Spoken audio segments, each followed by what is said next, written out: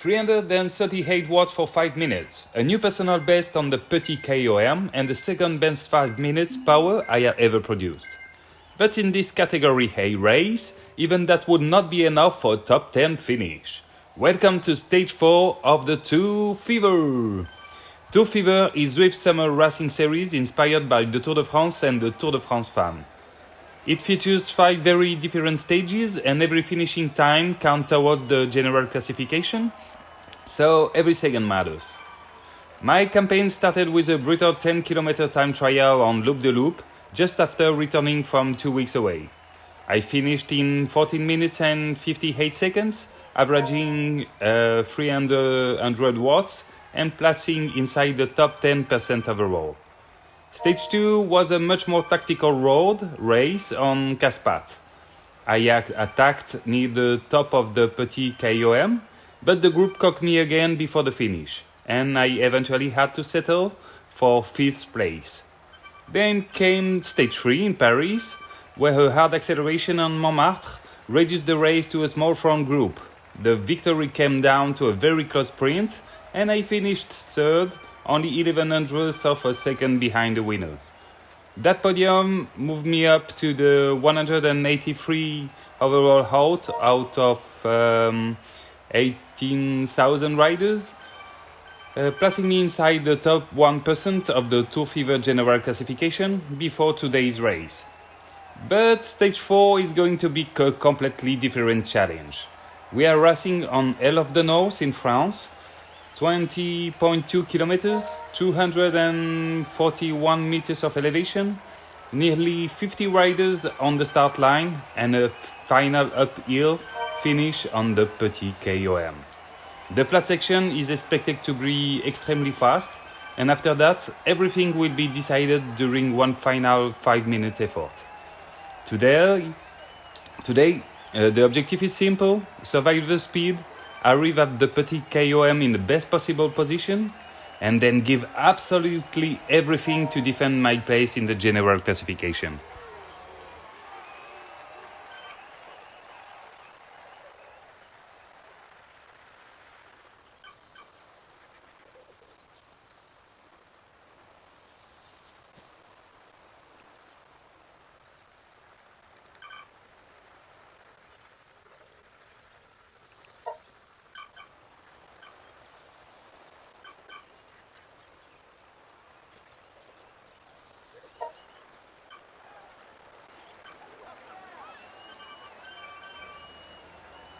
After 5 extremely intense minutes of racing, I'm already averaging more than 260 watts, around 3.7 watts per kilo.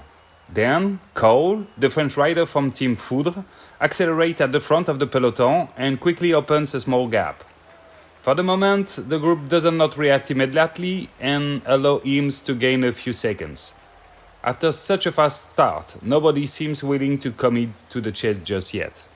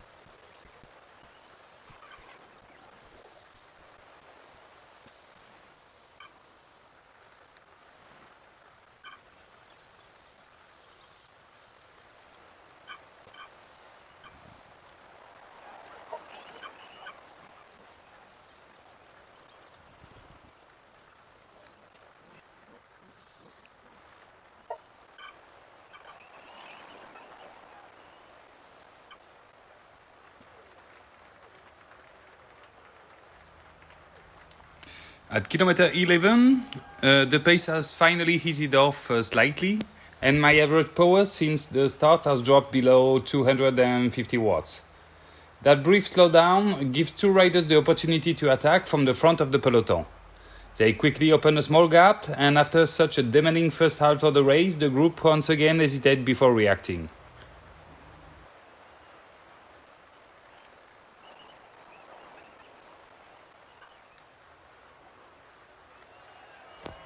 At kilometer 12, as we pass under the banner, I activate my truck power up and I use it to launch an acceleration of my hound. The goal is to bridge across to the two riders who have opened a small gap at the front, Cole, the French rider, and Zukov, the Russian. I quickly create a little separation, then when I look back, I can see that the peloton is following. The group is stretched out, but nobody has really been dropped. So I gradually close the gap to the two leaders without going too deep. My heart rate is already at 180 beats per minute, and I don't want to waste too much energy before the Petit KOM. A few hundred meters later, everything's come back together and the race resets once again.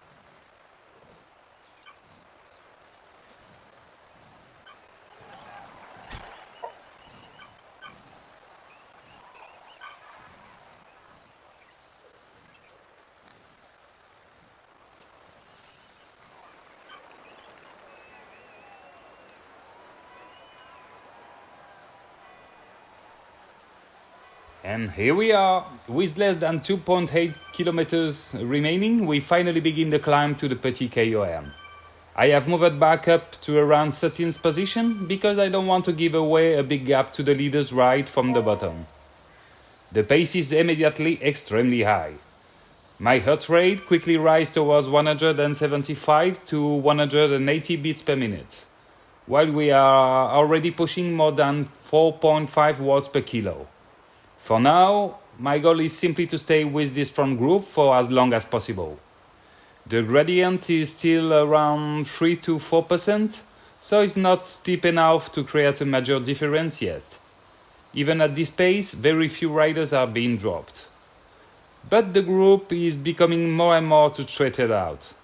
I'm hoping that when we reach the steeper sections, some of the heavier riders will begin to struggle and the race will finally start to break apart.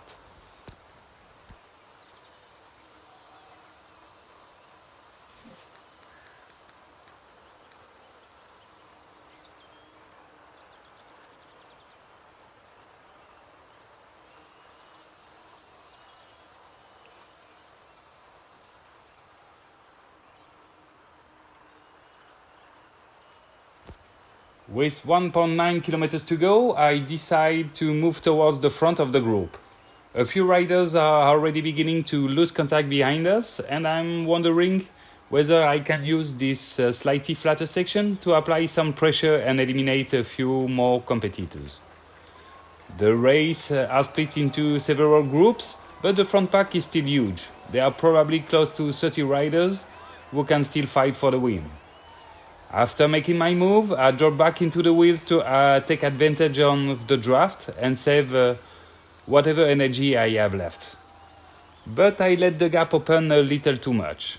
My heart rate is now at 186 beats per minute. The legs are really starting to hurt and we are still averaging between 4 and 5 watts per kilo on the climb.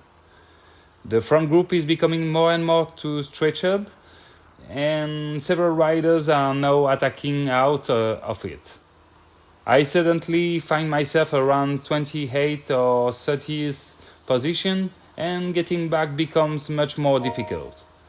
The pace has increased again and even on this flatter section we are now pushing between 5 and 6 watts per kilo.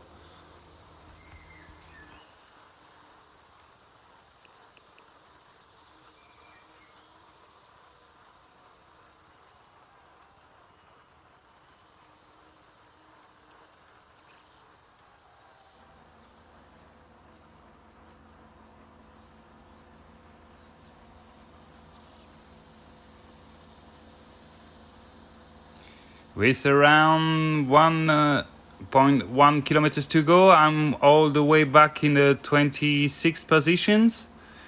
And this is where I decide to commit and begin my final push. I still have my feather available, but I want to save it for the last few hundred meters. At 900 meters to go, I'm up to the 25th. I keep holding between 5 and 6 watts per kilo and begin passing riders one by one. 25th, 24. We say 100 meters remaining. I moved up again. 22nd, 21st. And I finally into 20th place. But the effort is coming brutal. My heart rate is already at 189 beats per minute. My legs are on fire and the front group is still just out of reach. There are only 500 meters left to go and breaking into the top 10 looks almost impossible. Still I keep pushing. 19th.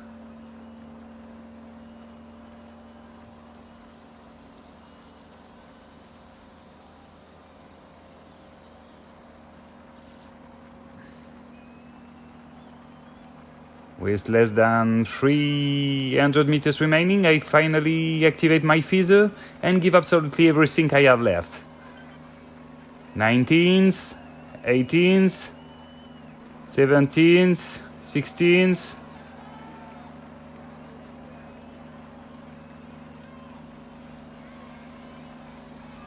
15th, 14th. I keep driving all the way to the line and manage to pass one final rider to finish in 13th place. I missed the top 10 by only a few meters and crossed the line 9 seconds behind the winners. So, before wrapping things up, here is the final top 5 from the stage 4 of the Tour Fever. Rousseau takes the win in 29 minutes and 47 seconds. Jonas finished second, only 500ths of a second behind. Norbert takes third at almost 3 seconds. Jorgensen finished fourth at 5.57 seconds. And Nadeau completes the top 5 at 6 seconds. Congratulations to Rousseau for the victory, but also to everyone who helped make this race so incredibly fast and difficult. With almost 50 riders on the start line, a relentless pace on the flat and a full gas finish on the Petit KOM, the overall level was extremely high today. I eventually finished in the 13th place, 9 seconds behind the winner. On paper, that may look like a fairly average result, but physically, this was actually one of my strongest performances. I set a new personal best on the Petit KOM with a time of 5 minutes and 14 seconds, while averaging 338 watts for 5 minutes, my second best 5 minutes power ever. And despite dropping back to around 20th place near the finish, I kept fighting and managed to climb back to 13th in the final 300 meters. So yes, missing the top 10 by only a few meters is frustrating, but this race perfectly shows the difference between a good result and a great performance.